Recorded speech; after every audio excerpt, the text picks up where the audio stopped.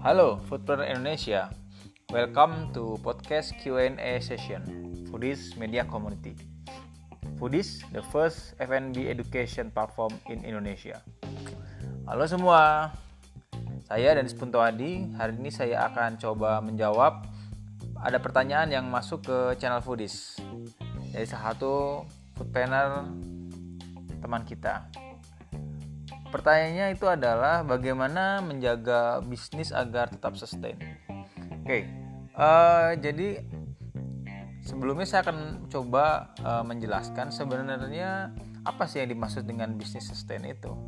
Kalau menurut saya, bisnis sustain itu sebenarnya kita bisa ukur melalui 2 indikator ya. Yang pertama, bisnis sustain itu jika profitnya positif. Jadi bukan omset ya, tapi profit. Di mana ketika kita bicara profit itu berarti tidak harus selalu omsetnya besar. Mungkin omsetnya ya cukup lah, tetapi ketika kita bisa mengendalikan atau memanage cost kita menjadi optimum, itu kita akan mendapatkan profit yang positif dan cukup besar. Itu akan lebih baik dibandingkan kita memiliki omset yang besar tetapi ternyata cost-nya juga lebih besar daripada omsetnya. Pada akhirnya profitnya menjadi negatif. Yang kedua itu indikatornya adalah cash flow yang positif. Jadi kalau misalnya saya asumsikan profit itu kalau untuk manusia itu seperti sakit ya. Ketika profitnya itu negatif, seperti halnya orang ketika sakit ya. Dia kena sakit, cuma nggak langsung mati. Tapi lama-lama kalau profitnya negatif terus atau sakitnya nggak sembuh-sembuh ya lama-lama akan mati. Tapi kalau cash flow itu kayak nafas. Walaupun kondisinya sehat, profitnya bagus, tapi kalau cash flow yang negatif itu seperti halnya orang sehat, seorang olahragawan tiba-tiba nafasnya dihentikan dengan cara dicekek atau ditutup hidungnya.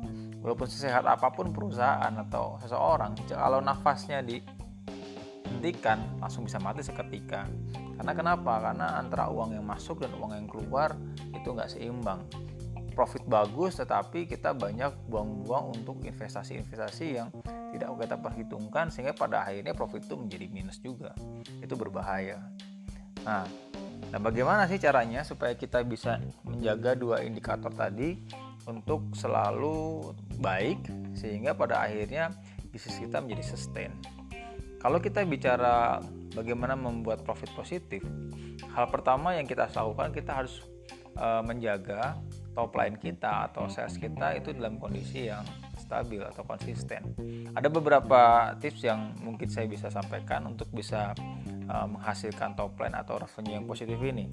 Yang pertama, pastikan bisnis kita sebagai bisnis kuliner itu memiliki brand yang selalu dikenal dan selalu tertanam dengan baik di benak setiap orang yang merupakan target market kita khususnya ya.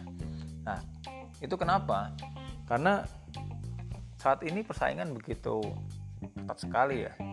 Setiap hari pasti ada aja brand-brand baru yang masuk yang merupakan sebagian besar yang mungkin kompetitor kita.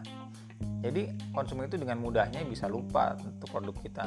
Dan karena itu kegiatan akses branding untuk selalu merecall brand kita di benak konsumen itu perlu dilakukan terus menerus ya. Sehingga pada akhirnya ketika ada banyak pesaing-pesaing masuk pun ya itu tidak menjadi isu. Kita tetap selalu diingat, dikenal ya, pada akhirnya memiliki nilai jual untuk konsumen tetap membeli atau mengkonsumsi produk dari brand kita.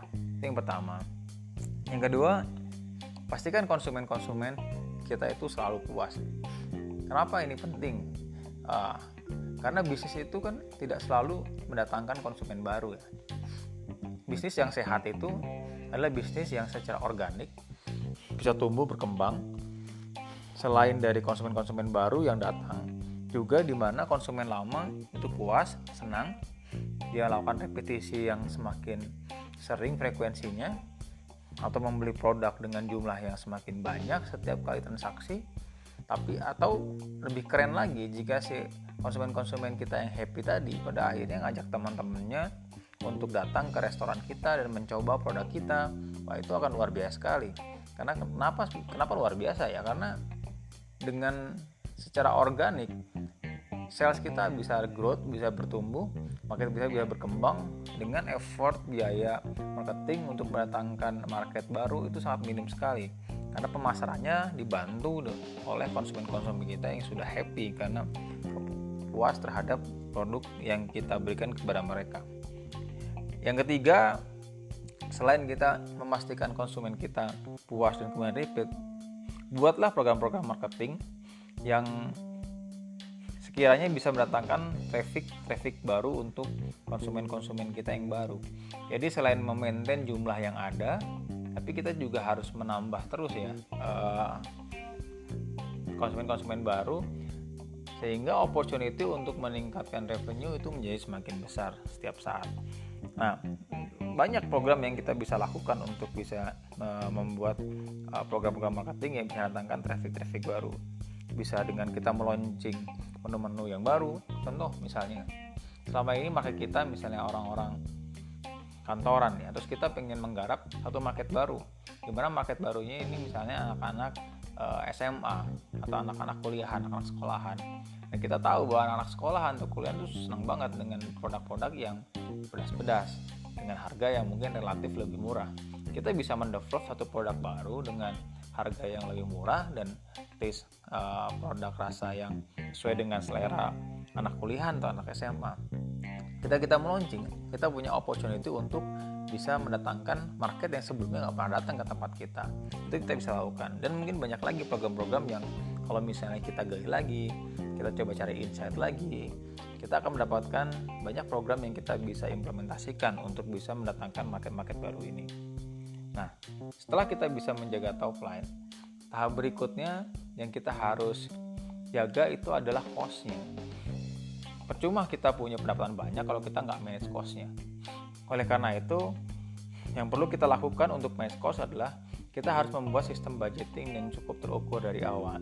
Jadi misal contoh, kita dari awal sudah budgetkan bahwa profit yang kita inginkan adalah 20%. Sehingga ketika kita punya sales berapapun, intinya semua cost yang memang harus keluar dari perusahaan itu nggak boleh lebih dari 80%. Bagus-bagus bisa lebih kecil dari 80%. Nah, nanti kita breakdown nih, HPP-nya harus berapa persen, biaya gaji SDM berapa persen, biaya sewa berapa persen, biaya listrik berapa persen. Intinya dari semua cost yang dikeluarkan itu harus tidak boleh lebih 80%.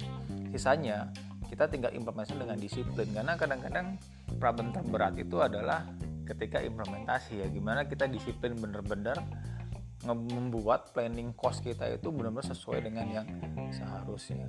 Terkadang kita sudah membuat planning yang akurat, ternyata sales kita drop, nggak sesuai dengan yang kita harapkan. Nah, di sini kita harus langsung melakukan evaluasi terhadap planning cost kita. Mungkin ada beberapa pos yang kita harus kurangin, tapi intinya adalah persentasenya harus sesuai dengan planning. Angka nominal bisa berubah-ubah ya, tapi persentase itu kita harus pastikan jangan berubah. Bagus-bagus bisa lebih kecil persentasenya, sehingga profit kita akan menjadi lebih besar. Dan yang berikutnya, yang terakhir, yang kita bisa lakukan untuk bisa menjaga bisnis supaya tetap sustain itu adalah cash flow yang positif. Kita harus membuat sebagai pebisnis ya, projection cash in dan cash out. Kalau bisa dalam setahun. Tapi kalau ternyata terlalu panjang nih setahun, kita bisa buat dengan periode lebih pendek. Apakah itu per 6 bulan, apakah itu per 3 bulan, apakah itu per sebulan. Tapi intinya ketika kita menjabarkan cash in atau uang masuk dan uang yang akan kita planningkan untuk keluar dalam periode waktu yang tadi, apakah sebulan, apakah 3 bulan, apakah 6 bulan, apakah 12 bulan, endingnya cash balance-nya itu harus positif.